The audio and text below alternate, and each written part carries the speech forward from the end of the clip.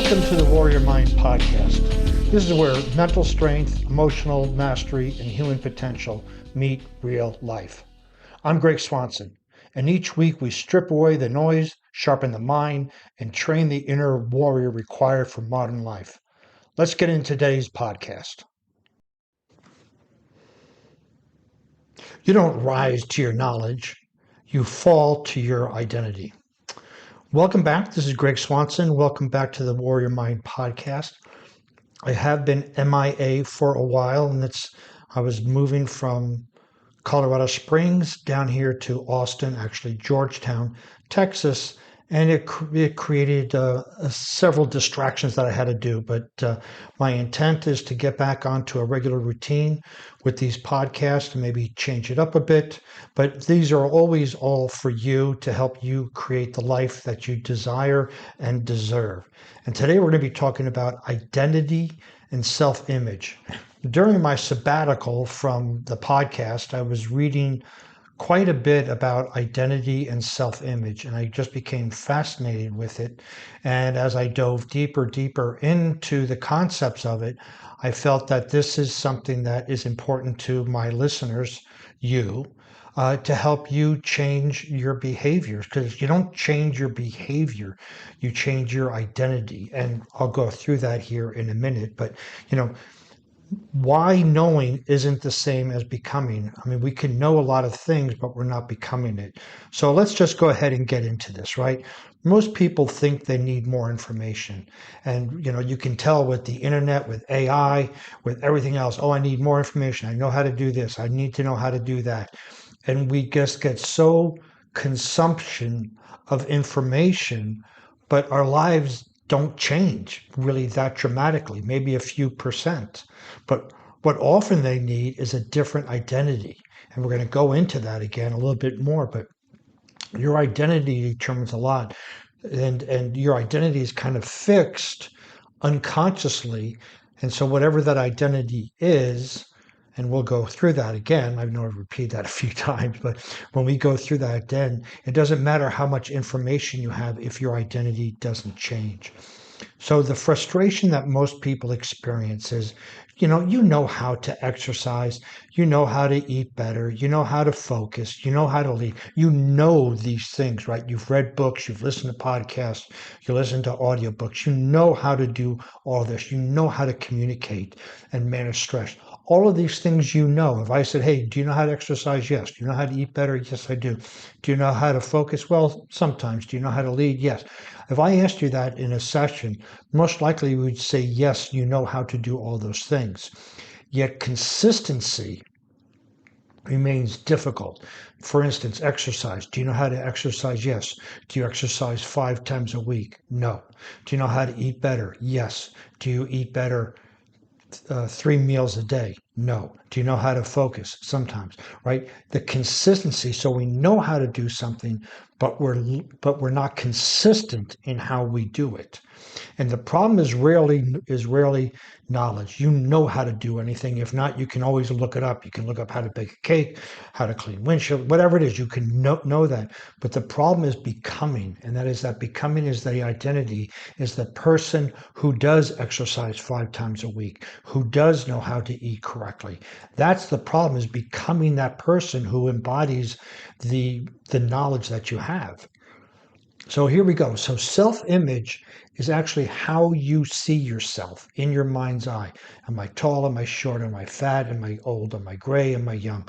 All of those. So it's a mental picture.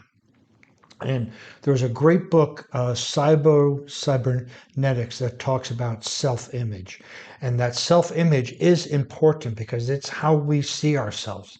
And if we see ourselves in a manner, we're going to live into that, right? So it's descriptive. It's a conscious perception. If I asked you to think about yourself, you could see it. It's influenced by past experiences, and it can change quickly. Then it's often inaccurate and out of date because it's based on the past, and the past is not here anymore, but we see ourselves today as we saw ourselves yesterday. And so again, back to the self-image is, who do I think I am? Examples. I'm disciplined, I'm successful, I'm not confident, I'm not a natural leader, I'm overweight, I'm lazy, I'm a person that just can't stick to things, I'm unorganized. All of those is kind of how you see yourself. Self-image describes your current perception of yourself and of your life. It doesn't necessarily drive your behavior, although there is some fine details between identity and self-image, and they're going to seem like they're the same. But when you look at self-image, it's how would you describe yourself right now? Well, I'm tall, I'm short, I'm fat, I'm overweight, I'm lazy, I'm this, I'm that. All of those I ams is part of your self-image. I'm ugly, I'm pretty, whatever. And then the identity is who you believe you must be, or who do you believe you must be in order to achieve your goals. And it also could be, this is who you believe you are now based on your self-image. So your self-image can influence your identity, but the identity is at the core of who you are. And that is your core operating system, is your identity.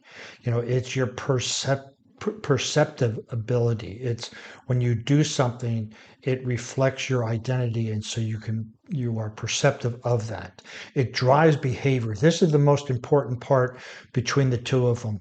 It drives behavior, and these are so tightly connected that it's hard to distinguish when we're talking about identity versus self-image. But if we again look at self-image as more descriptive of who you are physically, and identity is who you are internally, or who you think you need to be internally, then it can start to drive our behavior. And this also, your identity creates consistency. If you say, I'm a person that is consistent all the time, then you'll drive behavior to do that. And so this identity also determines your standards. It determines how you're going to live life, how you're going to live every day, the decisions you make every day, the aspects, the behavior, the challenges, how you react, how you respond. All of that is driven by your identity. And it changes slowly because it's such an embedded part of who we are from our childhood, adolescence. All of these are building little bricks on the wall, like Pink Floyd, right? Another brick on the wall. And so change is slowly. But then we want to ask, who must I be? So if we're going to look at changing our identity, we want to look at what do we want to get accomplished in life. I want to lose 20 pounds. I want to make another 50,000 a year. Then we go, who must I be in order to lose that 50 pounds? Who must I be in order to make the extra $50,000? Who must I be? This is not self-image. This is identity. This is driving deeper into who must I be in order to accomplish these things. And this is where the resistance is going to come up, because you're going to be fighting with an old identity. You're going to be fighting with a self-image together that says you can't do it because you haven't done it yet. Maybe you've tried to lose the weight, you haven't. Maybe you've tried to make extra money and you haven't. So this is going to create a considerable tension inside of yourself. But we need to start asking, who must I be in order to whatever that is, right? Examples. Who must I be? I am a warrior because I need to take action every day, or I take action every day, therefore I'm a warrior. I am a leader. I have people in my department. I lead my family. I am a leader. When you think about that from even just a family perspective, I am a leader of the house. That invokes certain behavior, certain emotions, certain feelings, certain values that are part of your identity. And then the key now is to act as if you are that leader. This is not a phony, act as if, the old expression, but it's very similar. How would you act if you were the leader of your house, right? I'm a man who keeps his word. I am someone who trains regardless of mood. All of these are parts of identity that also, because they're basically, a lot of them are action based, where self-image is physical based on who you see yourself. Identity creates standards. So if you say you work out regardless of your mood, your standard is I work out every day. If you say I'm a man who keeps his word, then you keep your promise every other day. Those are your standards that you live by, as I like to call it, your code of honor. And standards create behavior. When you can have this code of honor that you're going to live by, what's easy is there's no decisions. You just act in accordance with your standards within your code of honor, and you act, and then that drives your behavior. So there's no thinking about it. If you're someone who goes to the gym regularly every time, when you wake up, there's no decision about should I go back to sleep. It's I wake up and go to the gym.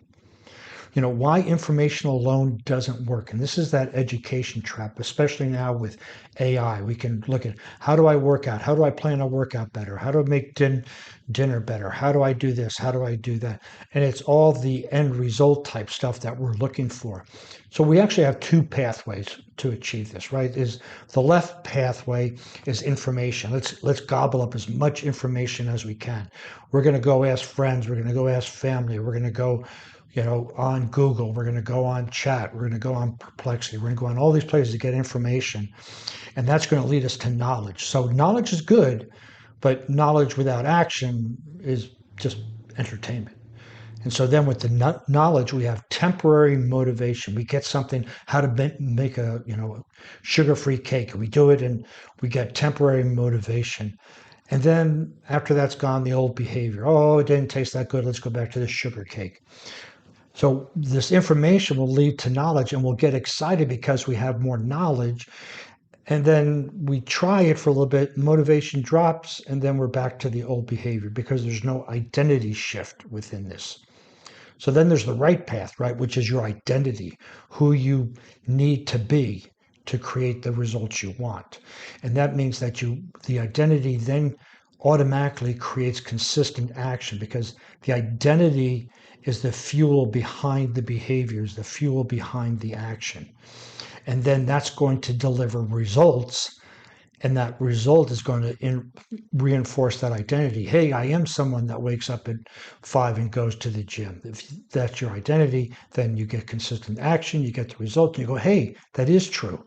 And information tells you what to do, right? The information here, lift the weights this many times, do reps, do time under tension, put egg, flour, whatever it is. Information tells you what to do, but identity determines whether you do it or not. So the information is great, but what do you do with it? That what do you do with it is based on your identity. So let's talk about the physical challenge connection. Why training reveals identity. And if you've listened to this podcast for any length of time, you understand that for me, there's a great correlation. There's such a deep connection between the physical and the mental that it goes beyond just a simple conversation. So the physical stress, so if we're going doing a CrossFit workout, gardening, or moving like I just did, right? Had to go up 3 flights of stairs with a bunch of stuff. I had movers, but still there was a physical express. And it creates excuses. Like for myself, I'm like, oh my gosh, it's so hot. It's 3 steps up here. I'll wait. I'll do that. I create all these excuses. And I said, baloney, I'm a person who thrives on challenges. But the physical exposure can cause excuses. It can cause this negative self-talk. It's going to cause the negative self-talk or the self-talk that supports your old identity. So when you put yourself underneath physical stress, your old identity is going to come up in the form of excuses and self-talk. And this is where we need to stop it and going, I am the person who, whatever it is, and then start taking action to eliminate the excuses, the self-talk, right? Even the avoidance. I don't want to do it today. I'll do it tomorrow. The commitment, I'll commit later on, right? And our standards. So the physical stress, whether it's working out, whether it's CrossFit, whether it's doing a 5K, whether it's moving, climbing up 5 flights of stairs, whatever it is, these things come up as excuses, self-talk, avoidance, commitment, standards. And under pressure, people don't perform according to your knowledge. You know how to lift, but they perform according to your identity. So you're in a gym lifting and you get a little bit, I get a little sore, let me stop. So you have the knowledge to lift, but your identity says, I'm not the type of person to push myself. I'm not the type of person who really wants to work out. And so then you back off it. So look at all the things that you've been doing in life and where have you backed off? And again, the physical connection is so great to exposing the true identity. But you can look at this in any areas of life. And this is one thing I go over with my clients now very deeply and been getting some fantastic success, is when we identify the old identity, the old self-image, both, because they do feed off each other. We're not just compartmentalized human beings. We're holistic, right? So all these things work together. But when we identify the behavior in an old identity, what that behavior would look like with a new identity, then find evidence of procedure, meaning evidence that that new identity is taking hold, that new identity will start to grow, and my clients get deep, lasting results. So if you've been struggling with getting stuff done, whether it's working out, whether it's applying for a job, asking someone out on a date, nutrition, any of it, I will say, if you're not getting the success you want, that we need to take a deeper look at the identity that's creating that behavior, which is creating those results. And once we can get into that identity and shift it around, you will see huge results. So after you finish listening to this podcast, I really encourage you to, go ahead and request a power strategy session. It's free, no sales, no nothing. It's just we're there to talk about what's going on in your life and how I can help you with it. So anyway, let's continue here. The body reveals what the mind attempts to hide. Your body never lies. It's there. So here's the identity loop, right? How real change happens. You have the larger circular cycle, which is kind of a redundance, but you have the identity, which leads to an action. I am this type of person. I'm going to take this type of action. And then you say, hey, here's evidence that I did it. I got up at 5, went to the gym. I'm in the gym. And then that reinforces that identity. Oh, I am the type of person who wakes up early to go to the gym. And then it creates a new established identity, or a deeper established identity. That identity loop, so the supporting framework in that is, we want to look at education leads to knowledge. That's it. And your identity then takes that knowledge and does something with it, or throws it in the trash. But the identity, when it leads to an action, and that action produces evidence, and that evidence produces a reinforced identity, then you stop asking, what do I need to learn? And you start asking, who do I need to become? There was an old expression when I was in beginning parts of my personal development program. It was be, do, have. Who do I need to be to do what I need to do to have what I need to have? And at that point, I didn't know how deep that statement went, that mathematical formula, be, do, have. But it's really, who do you need to be to take the action you need to take to get the results you want to get? And we often just go, I need to know, and we don't put it into action, or we get lazy with it, and that's based on our identity.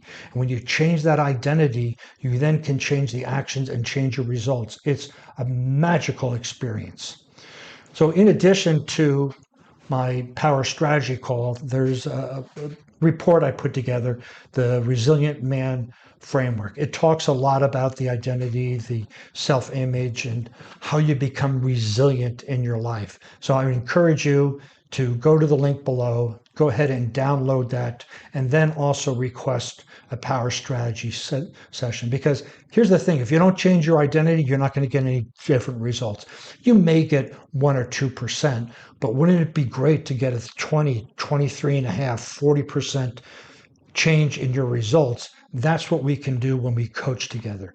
So this is not just about fitness, it's about alignment. And I used fitness a lot in this podcast, but this is about alignment, aligning your identity, your self-image with your behaviors, with the results that you want.